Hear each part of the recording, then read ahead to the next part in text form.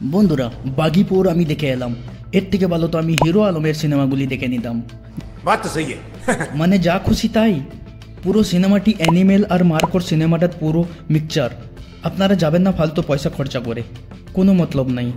क्या बात कर रहे हैं? মানে বন্ধুরা সাউথের একটি 555 বলে সিনেমা আছে, সেই সিনেমাটির থেকে স্টোরি লাইন উঠিয়ে এই সিনেমাটার মধ্যে পুরো চিপকিয়ে দিয়েছে। তাছাড়া বন্ধুরা গানগুলোও রিমেক, সিনেমাটি রিমেক চলো ঠিক আছে, আবার গানটাও রিমেক, মানে বেশরম রং থেকে উঠিয়ে নিয়ে চিপকিয়ে দিয়েছে। তাছাড়া বন্ধুরা এই সিনেমাটির কাহিনীটার মধ্যে দেখতে পাবেন একটা দুর্ঘটনায় টাইগার শ্রফ নিজের গার্লফ্রেন্ডকে হারিয়ে ফেলে, আর সে তাকে পাগলের মতো খুঁজে বেড়ায়। আর এই দুর্ঘটনার পেছনে কার হাত আছে সেটা জানতে হলে আপনাদেরকে সিনেমাটা দেখতে হবে। তবে বন্ধুরা সিনেমাটির মধ্যে আমাকে একটি জিনিসই ভালো লাগেছে, আর সেটা হলো সঞ্জয় দত্তের এন্ট্রি।